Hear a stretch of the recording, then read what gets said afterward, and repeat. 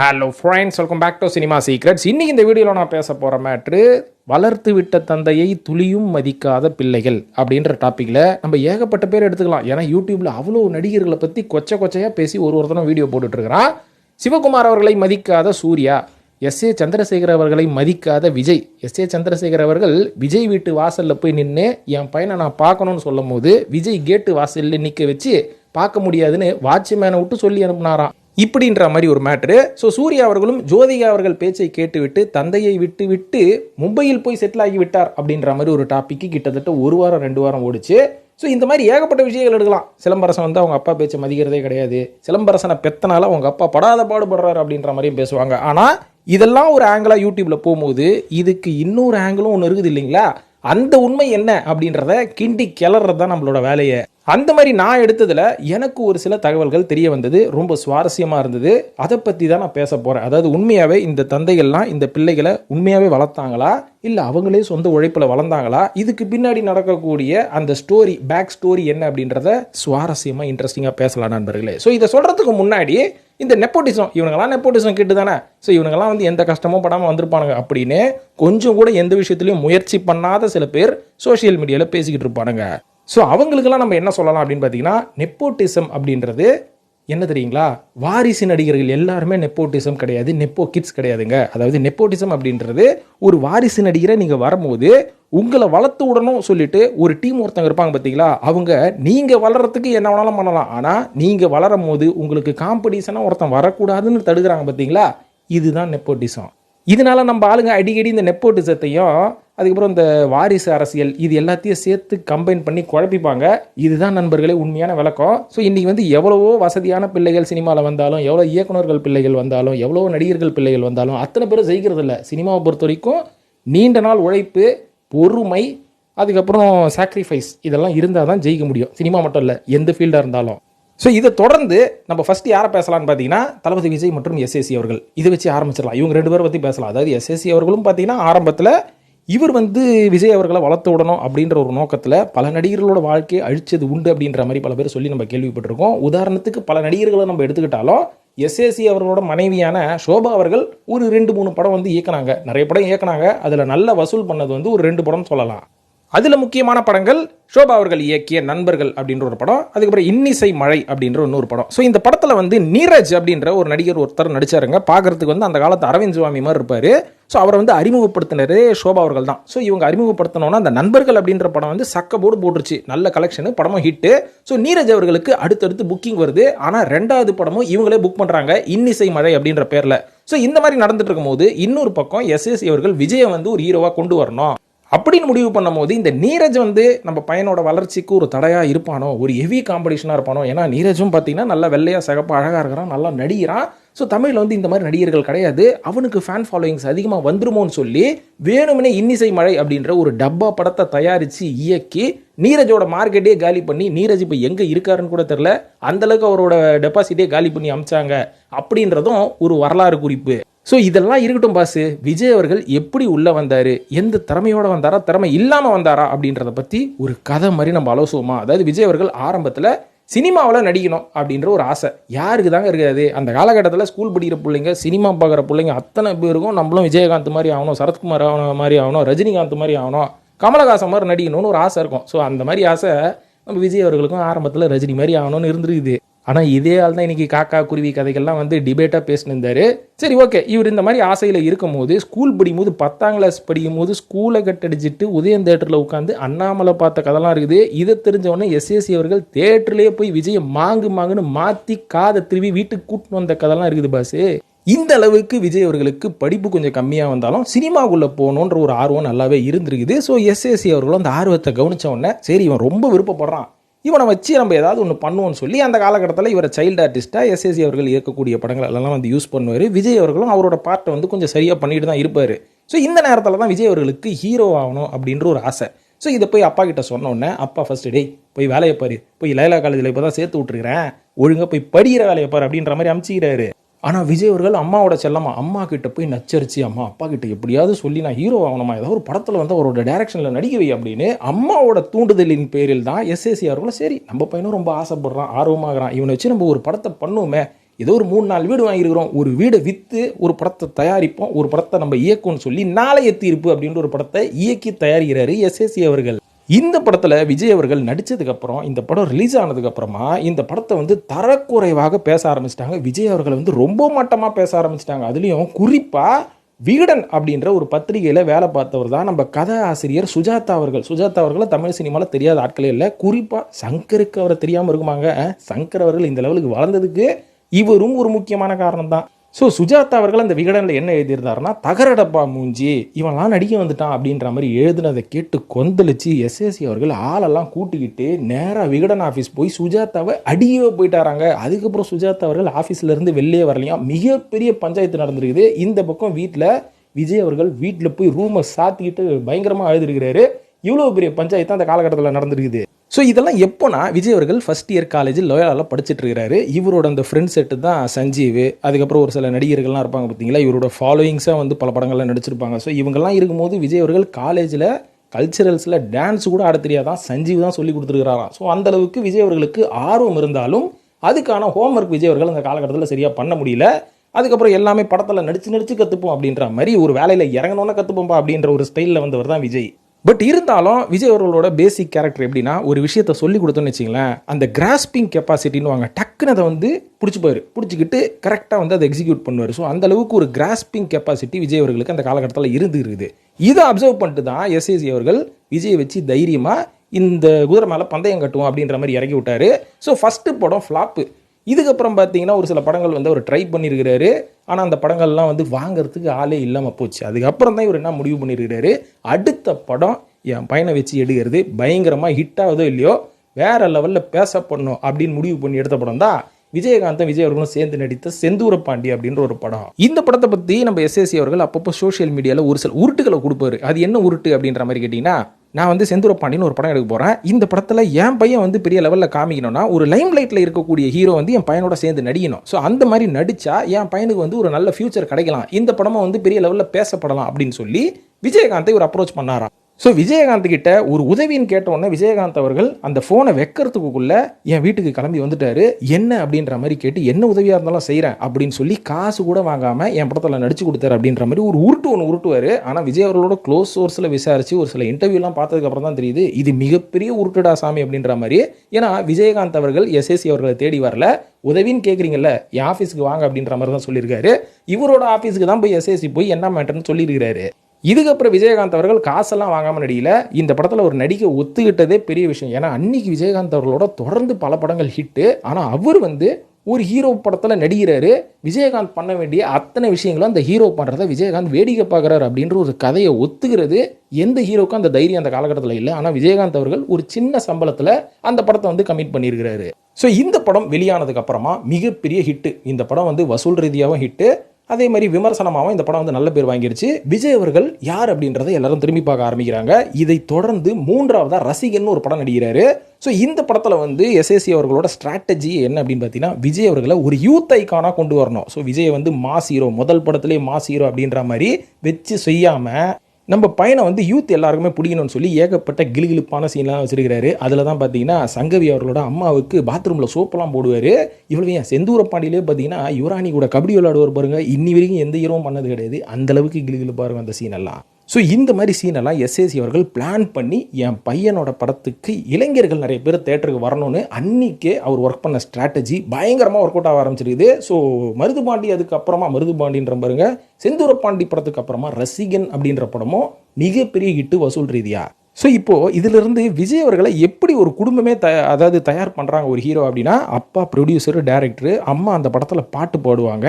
அதுக்கப்புறம் இல்லாமல் இந்த படத்தை டிஸ்ட்ரிபியூட் பண்ணுறது யாருன்னு பார்த்தீங்கன்னா ஜேவியர் பிரிட்டோன்றவர். எங்கேயோ கேள்விப்பட்ட மாதிரி இருக்குது இல்லைங்களா அப்படின்னு கேட்டிங்கன்னா, எக்ஸ்பி ஃபிலிம் அப்படின்றது யார், நம்ம மாஸ்டர்ன்ற ஒரு படம் வந்ததுக்கப்புறம் தானே தெரியும். ஆனால் அன்றைக்கே விஜய் அவர்களோட ஆரம்ப கால படங்களை இவர் தான் டிஸ்ட்ரிபியூட் பண்ணது. இதையும் தாண்டி விஜய் அவர்களுடைய மாமாவான சுரேந்தர் அவர்களும் இந்த படத்தில் வந்து ஒரு பேக் அண்ட் சப்போர்ட்டாக இருப்பார். ஸோ இந்த மாதிரி ஒரு மொத்த குடும்பமும் ஒரு ஹீரோவை உருவாக்கிட்டு இருக்கிறாங்க. அதுலேயும் குறிப்பாக இதில் மிகப்பெரிய பங்கு எஸ்ஏசி அவர்களுக்கு தான். ஸோ இந்த மாதிரி விஜய் அவர்களை உருவாக்குறதுக்கு முக்கியமான காரணம் என்னன்னு பார்த்தீங்கன்னா, என் பையனும் அடுத்த லெவலுக்கு ஒரு ஹீரோவாக வரணும் அப்படின்றது கிடையாது, என் பையன் ஃப்யூச்சரில் ஒரு அரசியல்வாதியாக வரணும், அதுக்கு இது பிள்ளையார் சுழி. ஸோ இப்போ பார்த்தீங்கன்னா விஜய் அவர்கள் கண்டினியூஸாக கமர்ஷியல் படமாக கொடுக்குறாரு, ஒரு கமர்ஷியல் ஹீரோவாக மாறுறாரு, அவர் நடிக்கக்கூடிய படங்கள் கமர்ஷியலி ஹிட்டு.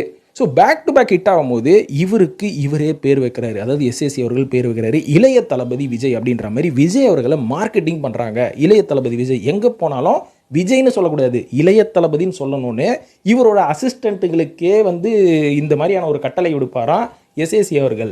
இதையும் தாண்டி இவர் பாடி ஆடுற பாடல்கள்லாம் பார்த்தீங்களா, உங்கள் விஜய், இந்த பாடலை பாடியவர் உங்கள் விஜய் அப்படின்ற ஒரு டேக் வரும். இந்த மாதிரியான ஐடியாஸ் எல்லாம் எஸ்எஸ்சி அவர்களது தானா, அதாவது உங்கள் விஜய், நீங்கள் உங்கள் விஜய்னு சொல்லணும் அப்படின்னு மக்களோட கனெக்ட் பண்ணணும் அப்படின்னு சொல்லி ஏகப்பட்ட மார்க்கெட்டிங் ஸ்ட்ராட்டஜிஸை அன்னைக்கு எஸ்எஸ்சி அவர்கள் பண்ணியிருக்காரு. இதையும் தாண்டி விஜய் அவர்களோட கல்யாணத்துக்கு கிட்டத்தட்ட 60,000 பேர் வந்திருக்கிறாங்க, 60,000 ரசிகர்கள் மற்றும் செலிபிரிட்டிஸ் வந்திருக்கிறாங்க.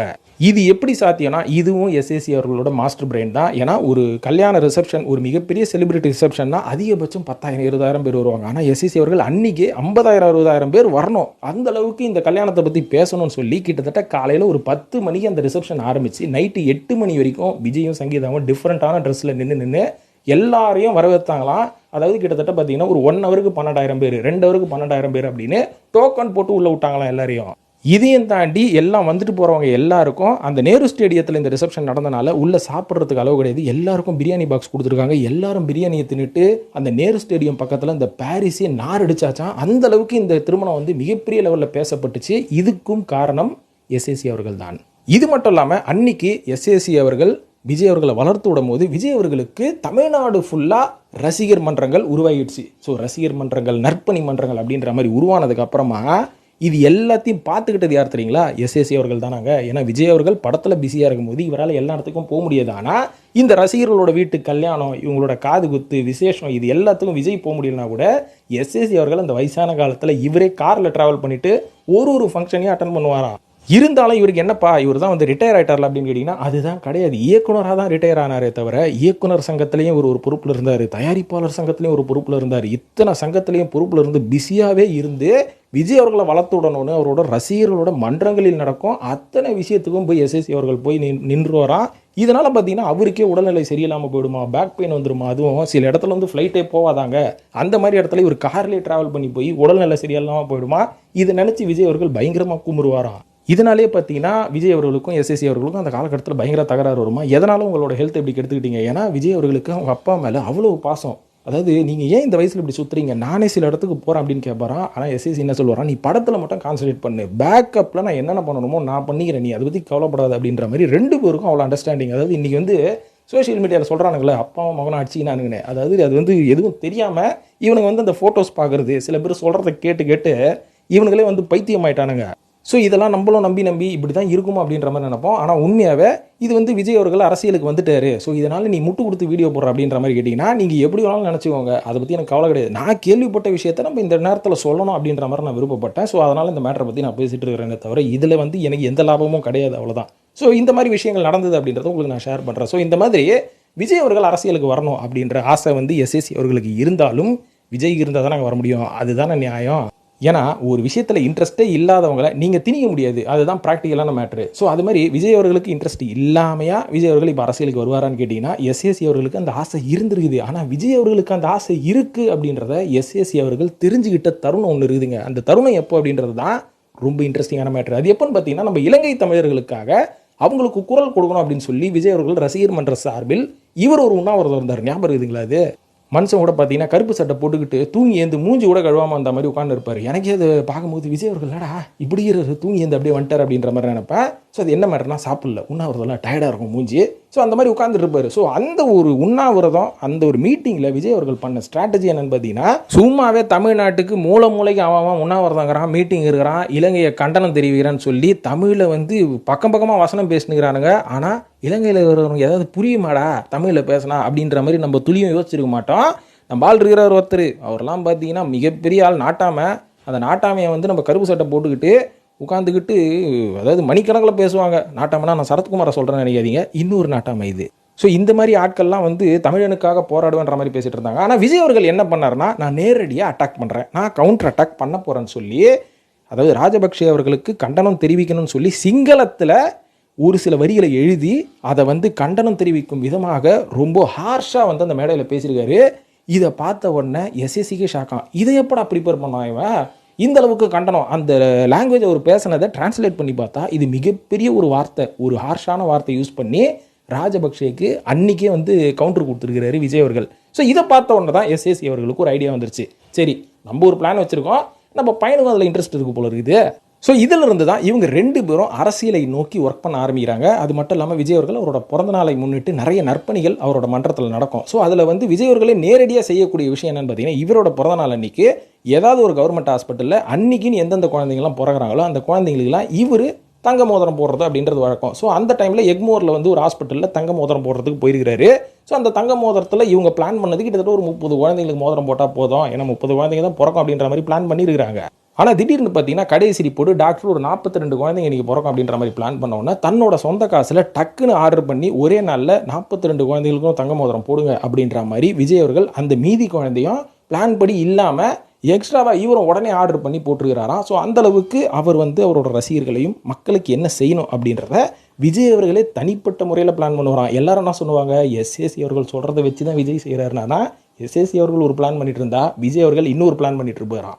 இது மட்டும் இல்லாமல் விஜய் அவர்களுக்கு கூட ஒரு அசிஸ்டண்ட்டாக அவரோட ப்ரொமோஷனுக்கு ஹெல்ப் பண்ணக்கூடிய ஒரு ஆள் இருந்திருக்கிறாரு. அவர் கூட யூடியூப்பில் நிறைய பேட்டிகள் நான் பார்த்துருக்கேன். அதில் கூட ஒரு இன்ட்ரெஸ்டிங்கான ஒரு விஷயம் என்ன சொன்னார்னு பார்த்தீங்கன்னா, விஜய் அவர்களோட பிறந்த நாளை முன்னிட்டு நிறைய நற்பணிகள் அவரோட மன்றத்தின் சார்பாக ஏகப்பட்ட மாவட்டங்களில் போகும் இல்லைங்களா. ஸோ அந்த மாதிரி மாவட்டங்களில் போகும்போது விஜய் வந்து எஸ்எஸ்சி அவர்களோட கட்டுப்பாட்டிலிருந்து வந்த ஒரு நேரம். ஸோ அது வெளில வரும்போது அவர் என்ன பண்ணுறாரு, இவரே தனிப்பட்ட முறையில் எல்லாம் டிசிஷன் எடுக்கிறாரு.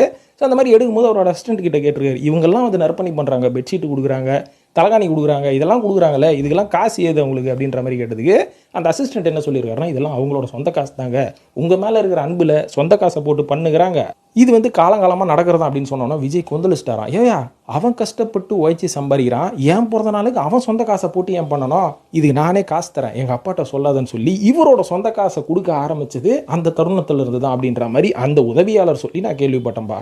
இது மட்டும் இல்லாமல் விஜய் அவர்களை எந்த அளவுக்கு எஸ்எஸ்சி அவர்கள் பயங்கர கண்ட்ரோலாக வளர்த்துருக்காரு அப்படின்ற மாதிரி பார்த்தீங்கன்னா, எஸ்எஸ்சி அவர்கள் வந்து ஒரு காலகட்டத்தில் விஜய் அவர்கள் ஷாஜகான் போன்ற படங்கள் நடிக்கும் போது அந்த கதை கேட்குறதெல்லாம் இவர் தான். ஸோ அந்த மாதிரி கேட்கும்போது அந்த கோக் விளம்பரத்தில் விஜய் அவர்கள் நடித்த அந்த தருணத்தில் கோக் வந்து ஒரு பார்ட்டி வச்சுருக்காங்க. இந்த பார்ட்டியில் போய் விஜய் அவர்கள் லைட்டாக பீர் சாப்பிட்டு வந்துட்டாரான். இதுக்கு அடுத்த நாள் விஜய் அவர்கள் கதற அழ எஸ்எஸ்சி அவர்கள் போட்டு பயங்கரமாக வாரிட்டு இருக்கிறாரு. இதுக்கு பின்னாடி என்னடா காரணம், நான் பீர் கூட அடிக்கூடாதா, ஒரு நடிகர் ஆகிட்டேன், இதை கூட நான் பண்ணக்கூடாதா, ஒரு பார்ட்டி போக முடியாதா அப்படின்ற மாதிரி கேட்டதுக்கு எஸ்எஸ்சி அவர்கள் என்ன சொல்லியிருக்காரு, நீ என்ன வேணாலும் பண்ணு, என்ஜாய் பண்ணு லைஃபை, ஆனால் உனக்கு சம்பளம் கொடுக்குற முதலாளியாக தான் நிற்கிறான் அந்த கோக் கம்பெனி. ஸோ அவன் வந்து ஒரு பார்ட்டி பண்ணும்போது நீ மரியாதைக்குனா போயிட்டு நின்றுட்டு அவனுக்கு வார்த்தை சொல்லிட்டு வரணும். அதை விட்டுட்டு அந்த முதலாளிக்கு முன்னாடி நீ குடிச்சிட்டு இருந்தீங்கன்னா அது வந்து ஒரு தொழில் தர்மம் கிடையாது அப்படின்ற அளவுக்கு அந்த தர்மத்தை பற்றியும் சொல்லி கொடுத்துருக்குறாங்கப்பா. ஸோ இவ்வளவு விஷயங்கள் நல்லா போயிட்டு இருக்கும்போது இன்றைக்கி ஏன் பேசிக்கிறது இல்லை, இது உண்மையாக பொய் அப்படின்ற மாதிரி கேட்டிங்கன்னா அப்பட்டமான உண்மை, அப்பாவும் பிள்ளையும் பேசிக்கிறதே கிடையாது. இதுக்கு முக்கியமான காரணம் என்னன்ற மாதிரி பார்த்தீங்கன்னா, நம்ம விஜய் அவர்கள் அரசியலுக்கு வரணும் அப்படின்ற ஒரு முடிவு பண்ணார். ஆனால் அது எப்போ அப்படின்றத ஒரு முடிவு பண்ணலை. ஆனால் அதுக்கு முன்னாடி இவரோட பர்மிஷன் இல்லாமல் எஸ்எஸ்சி அவர்கள் அந்த முடிவு எடுத்துகிட்டு இருக்கிறாரு. என்னென்னா, இந்த நேரத்தில் கலைஞர் இல்லை, அம்மையாரும் இல்லை, ஸோ எடப்பாடி அவர்களும் அந்த கட்சிக்குள்ளே ஒரு குழப்பத்தை உண்டாக்கிட்டு இருக்கிறாங்க. ஸோ ஸ்டாலின் அவர்களும் அடுத்தது வருவாரா இல்லையான்னு தெரியல, இந்த நேரத்தில் விஜய் நம்ம இறக்கி விடலாம் அப்படின்ற மாதிரி அவர் ஒரு பிளான் பண்ணது. விஜய் அவர்களுக்கு தெரிஞ்சதுக்கு அப்புறமா என்ன நீங்கள் அரசியலில் இறக்கிறதுக்கு நீங்கள் முடிவு பண்ணக்கூடாது அப்படின்னு இவங்க 2 பேருக்குள்ளேயும் ஒரு மிகப்பெரிய தகராறு வந்துட்டு இருக்குது. இது மட்டும் இல்லாமல் அரசியலில் இறங்குறாருன்னு சொல்லி விஜய் அவர்களோட நாலேஜே இல்லாமல் எஸ்எஸ்சி அவர்கள் இவரோட அந்த ரசிகர் மன்ற கொடியை கட்சி கொடியை மாற்றி அனௌன்ஸ்மெண்ட் கொடுத்தது விஜய்க்கு தெரிஞ்ச உடனே விஜய் அவர்கள் பயங்கரமாக கோவம் வந்து அதிலிருந்து அப்படியே பேக்வேர்ட் ஆகிட்டாராம். பேக்வேர்ட் ஆனது மட்டும் இல்லாமல் கோர்ட்டில் கேஸே போட்டாராம் எஸ்எஸ்சி அவர்களை எதிர்த்து. அதாவது இவர் எடுக்கிற முடிவுக்கும் இந்த அரசியல் ரீதியாக எடுக்கிற முடிவுக்கும் எனக்கும் எந்த சம்மந்தமும் இல்லை அப்படின்ற மாதிரி சொல்லிட்டு இருக்கிறாரு. ஸோ இதிலிருந்து தான் இவங்க 2 பேருக்குள்ளேயும் ஒரு கிளாஷ் வந்துட்டு இருக்குது. இதுக்கப்புறம் காலப்போக்கில் சரியான நேரம் வந்ததுக்கப்புறம் இப்போ விஜய் அவர்கள் அரசியல் அப்படின்ற ஒரு பாதையை நோக்கி அவர் போயிட்டுருக்கிறாரு. ஆனால் இதை தான் எஸ்எஸ்சி அவர்கள் ஒரு சில வருஷத்துக்கு முன்னாடி சொன்னார். ஆனால் அன்றைக்கி சூழ்நிலை எப்படி அப்படின்றது விஜய் அவர்களையும் எஸ்எஸ்சி அவர்களையும் கேட்டால் மட்டும்தான் தெரியும், யூடியூப்பை பார்த்தா தெரியாது. ஸோ அது என்ன அப்படின்றது டீட்டெயில்டாக நம்ம போய் அதை ஆராயவும் முடியாது. ஸோ நீங்கள் தனிப்பட்ட முறையில் ரிசர்ச் பண்ணி இதெல்லாம் கரெக்டு தானா, இதெல்லாம் கரெக்டாக இருக்குமா அப்படின்றத நம்ம தான் முடிவு பண்ணிக்கணும் நண்பர்களே. இப்போ விஜய் எஸ்எஸ்சி அவர்களை தொடர்ந்து இரண்டாவதாக சொல்ல போகிற இன்னொரு பயணியும் வேறு லெவலில் வளர்த்து விட்டவர் தான் நம்ம டி ராஜேந்தர் அவர்கள். டி ராஜேந்தர் அவர்கள் சிம்பு அவர்களோட வளர்ச்சிக்கு எந்த அளவுக்கு உறுதுணையாக இருந்திருக்காரு, இன்னி வரைக்கும் நம்ம சிம்பு அவர்களுக்கு எவ்வளோ பக்கபலமாக இருக்கிறார் அப்படின்ற ஒரு தந்தை மகன் பாண்டிங் இவங்களை பார்த்து நம்ம கற்றுக்கலாம், நல்ல விஷயந்தான். ஆனால் இதில் இன்னொரு பிரச்சனை என்னென்னா, ஓவர் பேம்பரிங் பண்ணாலும் பிரச்சனை அப்படின்ற மாதிரி தான் சொல்லுவோம். அதாவது ஓவர் கண்ட்ரோல் பண்ணாலும் பிரச்சனை, ஓவர் பேம்பரிங் பண்ணாலும் பிரச்சனை. ஸோ இதனால் வந்து அந்த குழந்தைங்க கம்ஃபர்ட் லெவலில் போகிறதுக்கான வாய்ப்புகளும் இருக்குது. ஓவர் ஸ்ட்ரிக்டாக இருந்தீங்கன்னா பஸ்ட் ஆகிறதுக்கான சான்சஸும் இருக்குது. அதனால் நம்ம ஓரளவு விட்டு தான் பிடிக்கணும். ஸோ இதுக்கு முன்னாடி விஜய் அவர்கள் ரொம்ப ஸ்ட்ரிக்டாக பிடிச்சனால விஜய் அவர்கள் ஒரு டைமில் பஸ்ட் ஆகிட்டார் அப்படின்ற மாதிரி சொல்லலாம். சிம்பு அவர்களுக்கு ஓவர் பேம்பரிங் செல்லம் ரொம்ப கொடுத்தனால சிலம்பரசன் அவர்கள் நிறைய விஷயங்களை தாக்கு பிடிக்கிறது, நிறைய விஷயங்களை வந்து ஏற்றுக்கிறது அவரால் முடியல. அதுக்கு வந்து சிறந்த எக்ஸாம்பிளே டிஆர் மற்றும் சிம்புன்னு சொல்லலாம். அதாவது ஆரம்பத்தில் டிஆர் அவர்கள் சிம்புவை ஒரு நல்ல ஹீரோவாக கொண்டு வரணும்னு முடிவு பண்ணி அவரை செதுக்கி வளர்த்தார் அப்படின்றதெல்லாம் நம்மளுக்கு நல்லாவே தெரியும். ஆனால் இது எப்போ பிரச்சனையாக மாறுது அப்படின்ற மாதிரி பார்த்தீங்கன்னா, சிலம்பரசன் அவர்கள் செய்யக்கூடிய அத்தனை ஆக்டிவிட்டீஸுக்கும் இவர் பக்கபலமாக நிற்கிறேன் அப்படின்றது தான் தப்பு. அதாவது ஒரு தந்தையாக நீங்கள் நிற்கும் போது உங்கள் பையன் செய்கிறது தப்புன்னு தெரிஞ்சும் நீங்கள் கூட நின்னீங்கன்னா அவன் வந்து நம்ம அப்பா சொல்கிறது தான் சரி, ஸோ அதனால் நம்ம எதை வேணாலும் செய்யலாம், என்ன ரிஸ்க் வேணாலும் எடுக்கலாம் அப்படின்ற மாதிரி எடுத்து சில விஷயங்களில் மாட்டிப்பாங்க. ஸோ அந்த வகையில் வந்து நம்ம சிலம்பரசன் அவர்கள் ஆரம்ப கட்டத்தில் என்ன தான் நல்ல திறமையோடு உள்ளே வந்தாலும் அவர் எவ்வளோ பிரச்சனையை சந்திச்சார் அப்படின்றதெல்லாம் நம்மளுக்கு நல்லாவே தெரியும்.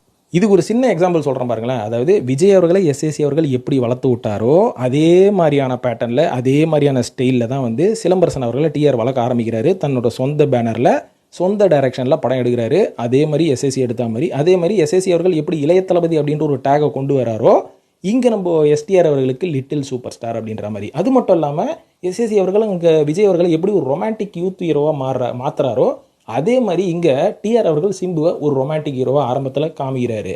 ஸோ இது என்ன தான் ஆரம்பத்தில் நல்லா போயிட்டு இருந்தாலும் சிம்பு அவர்கள் தன்னோட ஒரு முட்டாள்தனமான நிறைய டெசிஷன் அவரோட லைஃப்பில் எடுக்கிறாரு.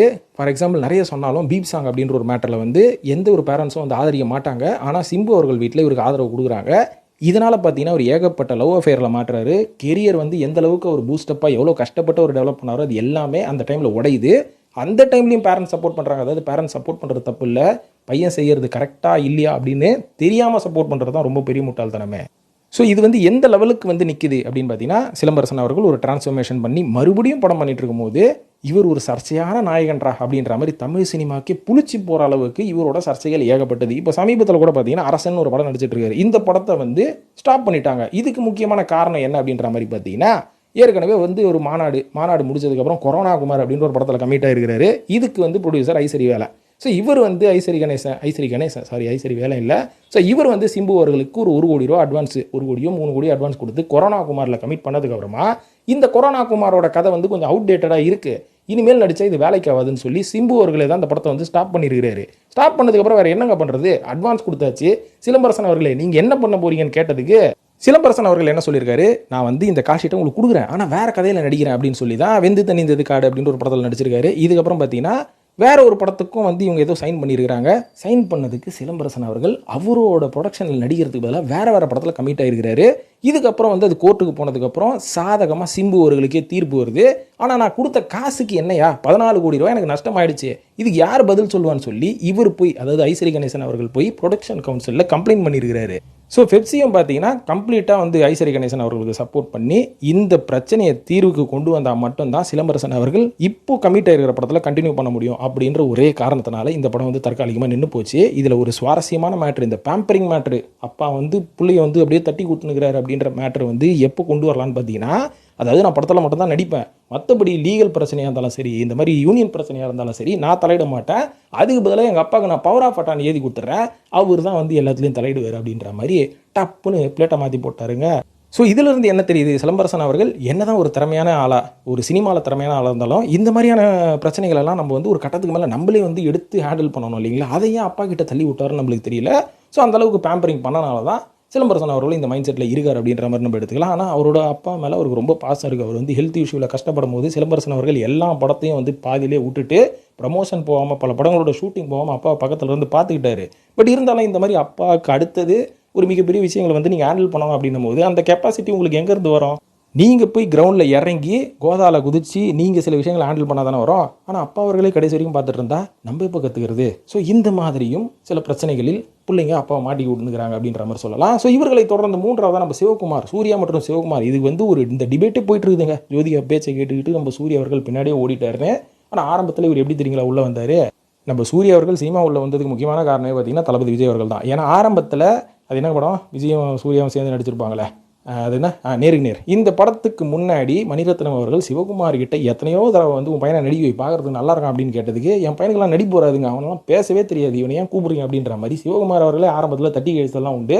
இதுக்கப்புறம் ஒரு காலகட்டத்தில் விஜய் அவர்கள் தான் சரி இந்த படத்துலேருந்து அஜித் வந்து வாக் அவுட் ஆகிட்டாரு, கதை பிடிக்கலன்னு, இதுக்கு பதிலாக வேறு ஹீரோவை கொண்டு வரணும், ஆனால் புதுமுகமாக இருந்தால் இன்ட்ரெஸ்டிங்காக இருக்கும். என் கூட லைலா காலையில் ஒருத்தன் படித்தான், பார்க்கறதுக்கு ரொம்ப நல்லா இருக்கிறான், அவங்க கூட பார்த்தீங்கன்னா சிவகுமார் அவங்களோட பையன் தான், ஸோ அவனை கூப்பிடுங்கன்னு சொல்லி சூர்யா கிட்ட பர்சனலாக பேசி நான் இருக்கிற சூர்யா அவனுக்கு எதாவதுனா நான் வந்து சப்போர்ட் பண்ணுறேன் அப்படின்னு சொல்லி உள்ளே கொண்டு வந்தது விஜய் அவர்கள் தான் நேருக்கு நேர் படத்தில். இதுக்கப்புறம் இந்த படத்துக்குள்ளே வந்தோன்னா சூர்யா அவர்கள் வாங்காத செருப்படியே கிடையாது. என்னோட நண்பர் ஒருத்தர் சொல்லி கேள்விப்பட்டேன், அந்த படத்தில் வந்து ஒரு பாட்டு வரும் பார்த்தீங்களா, அவள் வருவாளா அப்படின்ற பாட்டு, இந்த பாட்டோட ஷூட்டிங்கில் கரெக்டாக டான்ஸ் ஆட வரலன்னு சொல்லி ஒரு டான்ஸ் மாஸ்டரு அசிங்கமாக திட்டி பலார்னு அஷ்டுகிறாராம் சூர்யாவை. இதெல்லாம் இன்னி வரைக்கும் வெளிவராத தகவல். இதில் வந்து அந்த படத்தில் ஒர்க் பண்ண என்னோட நண்பர் ஒருத்தர் இருக்கிறாரு, இவர் சொல்லி கேள்விப்பட்டேன். அந்த அளவுக்கு சூர்யா அவர்கள் ஹியூமிலியேஷன் எல்லாம் பயங்கரமாக சந்திச்சிருக்கிறார் அவரோட ஆரம்ப கட்டத்தில். ஸோ அதுக்கப்புறம் பார்த்தீங்கன்னா போக போக தன்னைத்தானே செதுக்கி வளர்த்து விட்டார் சூர்யா அவர்கள். இதுக்கப்புறம் சிவகுமார் அவர்கள் எப்படி வளர்த்து விட்டார், ஆரம்பத்தில் சூர்யா அவர்களே வந்தார், அவரே நடித்தார் அப்படின்ற மாதிரி பார்த்தீங்கன்னா ஒரு காலகட்டத்தில் சூர்யா அவர்கள் சேஃபர் போட்டு ஓட்டுனதார், சேஃபர் சைடில் போட்டு ஓட்டுவோன்னு சொல்லுவோம் பார்த்தீங்களா, நல்ல கதை, ரொமான்டிக் கதை, ஜாலியாக அப்படியே ஹீரோயினோட ரொமான்ஸ் பண்ணி டான்ஸ் ஆடி இப்படியே ஓட்டலாம் போது தான் ஒரு ட்ரெயின் பயணத்தில் ரகுவரன் அவர்கள் இவருக்கு அட்வைஸ் பண்ணியிருக்காரு, இப்படியே நீ உங்கள் காலத்தை ஓட்ட போறியா. ரகுவரன் வந்து என்ன சொல்லியிருக்காரு, உங்கள் அப்பா வந்து எனக்கு பிரதர் மாதிரி, ஆனால் அவரோட பையன் மாதிரி, நீ என்னோட பையன் மாதிரின்னு வச்சுக்கோ.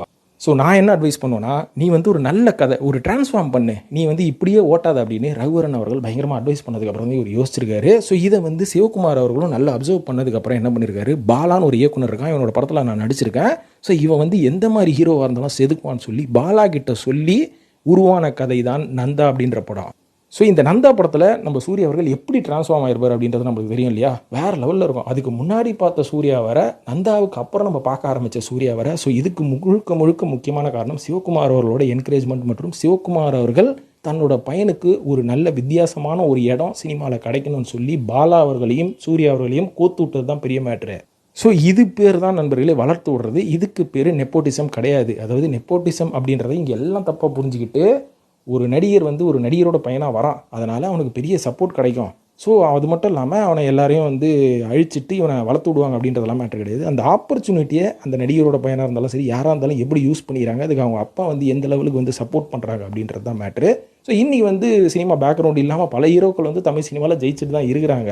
அந்த மாதிரி நம்ம பல ஹீரோக்களை பார்க்கலாம். ஏன் இவ்வளோ எங்கள் பிவாஸ் அவர்கள் எவ்வளோ பெரிய இயக்குனர், அவரோட பையனால் ஜெயிக்க முடிஞ்சதா, இல்லை. ஆனால் இதே விக்ரம் பிரபு அவர்கள் பிரபுவோட குடும்பத்திலிருந்து வந்தாலும் அவர் ஜெயிச்சார் இல்லையா. ஆனால் அதே சிவாஜி கணேசன் அவர்களோட குடும்பத்தில் அவரோட மூத்த பிள்ளையான ராம்குமார் அவர்களோட மகன் வந்து ஜெயிக்கலை. ஏன் ஜெயிக்கலை அப்படின்றது தான் மேட்ரு. ஸோ இதுக்கு பின்னாடி உழைப்பும் ஸ்ட்ராட்டஜியும் எப்படி வந்து இந்த இண்டஸ்ட்ரியில் ஜெயிக்கணும் அப்படின்ற ஒரு மேட்ரு இருக்குது. இவளையும் கருணாஸ் அவர்களோட மகனே ஜெயிச்சு நீ ஒரு இயக்குனராக இல்லையா. ஸோ இந்த மாதிரி சில பேர் ஜெயிப்பாங்க, சில பேர் ஜெயிக்க மாட்டாங்க. ஆனால் உங்களோட ஸ்ட்ராட்டஜி, உங்களோட பேஷன்ஸ், உங்களோட பொறுமைகள், உங்களோட தியாகம், இது எல்லாம் தான் சினிமாவில் வேலைக்கு ஆகும். அதை விட்டுட்டு எங்கள் அப்பா ஹீரோ, எங்கள் அப்பா டைரக்டர், அதனால் நான் பெரிய ஆகிடுவேன் அப்படின்ற மாதிரி அந்த ஒரு நினப்பில் உள்ள வர எல்லாருமே ஜெயிக்கலை. ஸோ நீங்களும் சினிமாவில் ஜெயிக்கணும் அப்படின்ற மாதிரி நீங்கள் நினச்சிங்கன்னா நீங்கள் பொறுமையாக இருக்கணும், ரொம்ப பொறுமையாக இருக்கணும், எரும மாடோட பொறுமையாக இருக்கணும். ஆனால் உங்களோட திறமையும் உங்களோட நாலேஜையும் நீங்கள் அப்டேட் பண்ணிக்கிட்டே இருக்கணும். அதுக்கப்புறம் ஒரு நாள் உங்களுக்கு ஒரு இடம் கிடைக்கும், அந்த இடத்த கப்புன்னு பிடிச்சிக்கிட்டு பக்காவை யூஸ் பண்ணிங்கன்னா சினிமாவில் எந்த இண்டஸ்ட்ரி இருந்தாலும் ஜெயிச்சிடலாம்னு சொல்லி இந்த வீடியோ முடிச்சுக்கிறேன் நண்பர்களே. இந்த வீடியோ பார்த்ததுக்கு நன்றி. இது பற்றிய கருத்துக்களை கமெண்ட்டில் போட்டு வழக்கம் போல் சினிமா சீரியல்ஸையும் சப்ஸ்கிரைப் பண்ணிவிட்டு ஃபாலோ பண்ணுங்கள் நண்பர்களே. நன்றி, வணக்கம்.